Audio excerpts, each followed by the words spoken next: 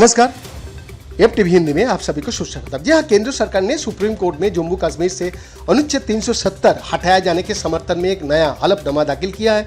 इस हलफनामे में सरकार ने दावा किया है कि बीते 4 सालों में कश्मीर में हालात न सिर्फ पहले से कई ज्यादा बेहतर हुआ है, बल्कि चरमपंथी गतिविधियों 45% कम हो चुकी है।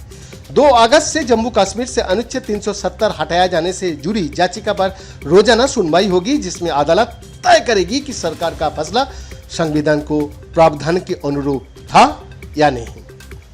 लेकिन इससे पहले गृह मंत्रालय ने 19 पन्ने का एक हलफनामा सुप्रीम कोर्ट में दाखिल किया है, जिसमें 40 बिंदुओं के जरिए ये बताया है कि 2019 में राज्यों को मिले विशेष दर्ज हटाने और इसे 2 केंद्र शासित प्रदेश में बांट देने से इस इलाका को बहुत फायदा हुआ है और हालात पहले से ज्यादा शांत और सामान्य हुआ है।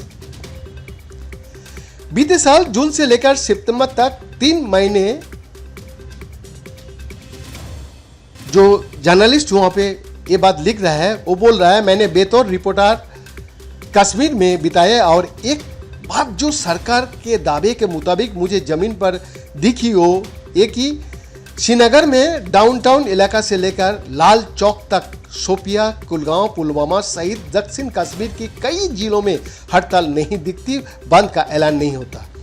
श्रीनगर में सड़कों पर बड़ी तादाद में सैलानी दिखती है और सरकारी आंकड़े भी इस बात की पुष्टि करता है कि कश्मीर में लॉकडाउन के बाद से टूरिज्म ने सारे रिकॉर्ड तोड़ दिया है। लेकिन जो भी हालत है, इसे काले सफेद के चश्मा से ना देखकर हमने कई कश्मीरियों से ये जानने की कोशिश की कि वो हलफनामे में किए गए सरकार के दावों को कैसे देखता है। नाम ना बोलने का शर्त पर श्रीनगर से सटे जिले गादरवाल के रहने वाले एक शख्स ने बताया, जिसे सरकार शांति बता रही है वो लोगों की चुप्पी है, वो चुप्पी जो लोगों को डरा कर कराई गई है। कुछ भी ऐसा कह देना जिसमें परोक्ष रूप से भी उपराज्यपाल शासन का आलोचना होती है तो तुरंत उस शख्स को थाना बुला लिया जाता। साल 2022 में बीबीसी को दिए गए एक इंटरव्यू में जम्मू कश्मीर का उपराज्यपाल मनोज सिन्हा ने कहा था कि किसी भी अलगाववादी नेता को हाउस अरेस्ट में नहीं रखा गया है, लेकिन जब बीबीसी ने इस दावे को फैक्ट चेक किया तो हालात कुछ और सामने आया। आज भी मीरवाइज उमर फारूक को घर से निकलकर मस्जिद तक जाने की अनुमति नहीं मिली है। कश्मीर में स्वतंत्र मानवाधिकार के संस्था ना की बराबर बची है।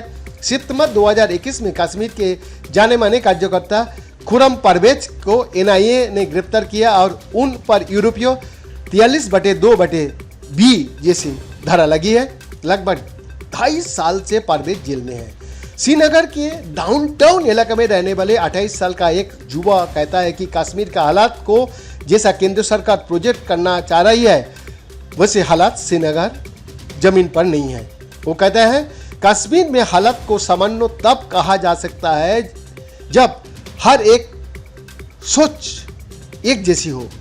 अब भी कई लोगों को लगता है कि हमें कैदी की जैसे हालत में रखा गया है। बेरोजगारी का आलम है। किसी भी सड़क पर जाए तो सुरक्षा बलों की एक बड़ी संख्या मौजूद होगी। सुरक्षा का नाम पर आपको रोका जाता है, गाड़ियों को रोका जाता है, एम्बुलेंस को रोका जाता है। अगर सरकार इसी को सामान्य कहती है तो फिर ठीक है, लेकिन हमारे हिसाब से ये सामान्य हालत नहीं है। वो कहता है हम खुश है कि अब हड़ताल नहीं होती है और दूसरी चीजों भी सामान्य है। इस बात का क्रेडिट सरकार को जाना चाहिए जिन्होंने ऐसा माहौल तैयार किया। लेकिन इन सब बातों को अनुच्छेद 370 के साथ जोड़ा नहीं जाना चाहिए। अनुच्छेद 370 तो कश्मीरियों का बुनियादी अधिकार है जिसे हमसे छीना गया है।